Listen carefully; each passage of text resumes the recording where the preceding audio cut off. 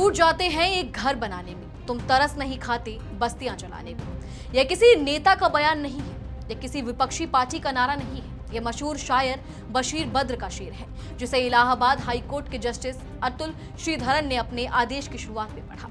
और इस एक शेर ने उन सभी बातों को कह दिया जो शायद कानूनी भाषा में कहना मुश्किल होगा।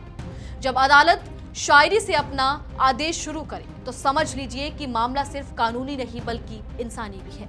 नमस्कार, मेरा नाम है नंदिनी सोनी और आप देख रहे हैं द हिंदी टॉक। दरअसल इलाहाबाद हाई कोर्ट में हमीरपुर निवासी फरमुद्दीन और एक अन्य व्यक्ति ने याचिका दायर की थी। उनका डर था कि जिला प्रशासन ने उनके घरों और लॉज के बारे में नोटिस जारी किए हैं और एफआईआर दर्ज होने के बाद बिना किसी कानूनी प्रक्रिया का पालन किए उनकी इमारतें गिरा दी जाएंगी। उन्होंने कोर्ट से तोड़फोड़ की कार्रवाई पर रोक और अपनी संपत्ति अधिकारों की सुरक्षा की मांग की। यह याचिका आशंका पर आधारित थी, लेकिन यह आशंका बेबुनियादी नहीं थी, क्योंकि देश के कई हिस्सों में यही पैटर्न देखा गया है। एफआईआर दर्ज हुई नहीं कि बुलडोजर चल पड़ा।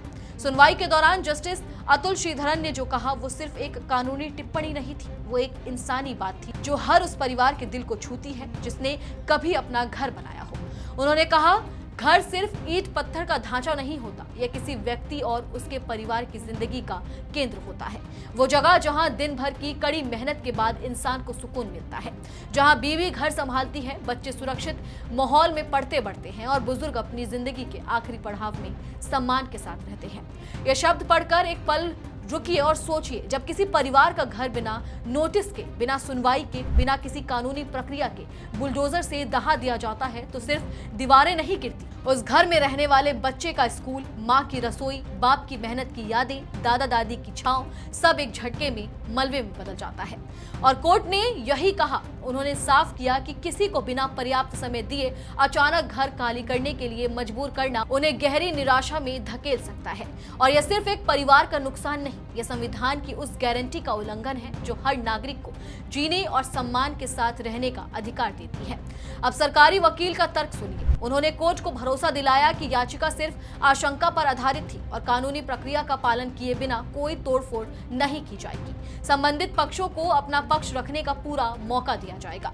ये सुनकर अच्छा लगा होगा, लेकिन कोर्ट को अच्छा नहीं लगा और कोर्ट ने जो जवाब दिया वो तीखा था, सीधा था और हकीकत से भरा था। कोर्ट ने कहा, हमने ऐसे कई मामले देखे हैं जहां किसी व्यक्ति के खिलाफ मुकदमा दर्ज होने के फौरन बाद तोड़फोड़ के नोटिस जारी किए गए और सिर्फ औपचारिकताएं पूरी करके कार्रवाई करती गई। यानी कोर्ट कह रही है, हम जानते हैं ये खेल, नोटिस आता है, जवाब देने का मौका मिलता है, लेकिन इतनी कम अवधि में कि असल में कुछ नहीं किया जा सकता और फिर बुलडोजर चल पड़ता है। यह कानूनी प्रक्रिया नहीं, यह कानूनी प्रक्रिया का नाटक है। सुप्रीम कोर्ट के पिछले फैसलों का हवाला देते हुए कोर्ट ने एक और जरूरी बात कही जो हर नागरिक को याद रखनी चाहिए। किसी अपराध के लिए सजा देना न्यायपालिका का अधिकार है, प्रशासन का नहीं। यह एक लाइन पूरे बुलडोजर जस्टिस के खिलाफ सबसे बड़ा कॉन्स्टिट्यूशनल आर्गुमेंट है। जब कोई अधिकारी किसी के घर पर बुलडोजर चलाता है तो वह जज बन जाता है, वो खुद तय कर लेता है कि यह व्यक्ति दोषी है और सजा यही है। न सुनवाई, न डिफेंस, न अपील, सीधे सजा। और कोर्ट ने साफ कहा, आरोपी या दोषी व्यक्ति के पास भी संवैधानिक और कानूनी अधिकार होते हैं। उनके घरों को मनमाने ढंग से गिराना कानून के शासन के सिद्धांतों के खिलाफ होगा।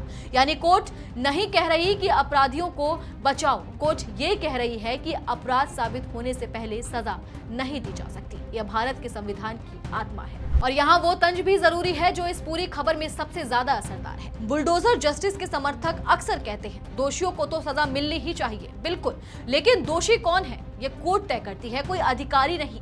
और जब तक कोर्ट का फैसला नहीं आया, कोई आरोपी है, कोई दोषी नहीं। यह इनोसेंट अंटिल प्रूवन गिल्टी का सिद्धांत है जो हर सभ्य देश के कानून की नींव है, लेकिन बुलडोजर इस सिद्धांत को नहीं मानता। बुलडोजर एफआईआर देखते ही चल पड़ता है, कोर्ट का इंतजार नहीं, सुनवाई का इंतजार नहीं। और जो परिवार उस घर में रहता है, जिसमें बच्चे हैं, औरतें हैं, बुजुर्ग हैं, जिनका शायद उस अपराध से कोई लेना देना नहीं, वो भी सड़क पर आ जाते हैं।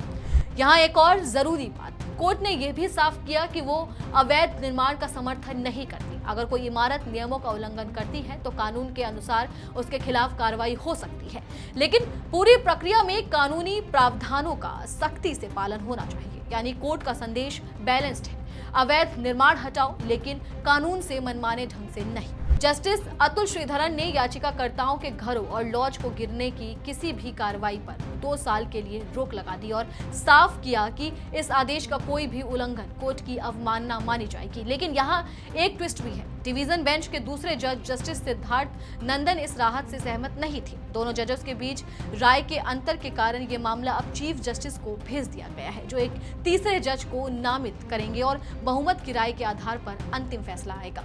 यानी ये मामला अभी खत्म नहीं हुआ, अंतिम फैसला बाकी है, लेकिन जो हुआ वो अपने आप में बहुत बड़ा है। एक कोर्ट ने बशीर बद्र का शेर पढ़कर इंसानी जवान में अधिकारियों को यह बता दिया कि घर गिराना कोई एडमिनिस्ट्रेटिव एक्सरसाइज नहीं है, यह किसी परिवार की पूरी जिंदगी को तोड़ना है। एक मजदूर, एक किसान, एक छोटा दुकानदार, वो अपनी पूरी जिंदगी की कमाई लगाकर एक घर बनाता है। एक एक ईंट उसके पसीने से जुड़ी होती है, एक एक कमरे में उसके सपने बसे होते हैं। तुम तरस नहीं खाते बस्तियां जलाने में, और एक अधिकारी जिसने शायद कभी खुद घर बनाने का दर्द नहीं झेला, एक आदेश देता है, बुलडोजर चलता है और वो सब पल भर में मलबे में बदल जाता है। कोर्ट ने यही कहा, शायरी में, कानून में और इंसानियत में। अब देखना यह है कि चीफ जस्टिस का फैसला क्या आता है, लेकिन इससे भी ज्यादा ये देखना है कि क्या सरकारें इस फटकार से कुछ सीखती हैं या अगला बुलडोजर फिर किसी फरमुद्दीन का घर ढूंढने निकल पड़ेगा। चले फिलहाल इस वीडियो में इतना ही। आप इस पूरी जानकारी को लेकर क्या कुछ सोचते हैं, कमेंट सेक्शन में हमें अपनी राय जरूर दें। और अगर अभी तक आपने हमारे चैनल को सब्सक्राइब नहीं किया है तो तुरंत करें। इसके साथ ही हमें सोशल मीडिया प्लेटफॉर्म यानी कि फेसबुक, इंस्टाग्राम और एक्स पर फॉलो जरूर करें।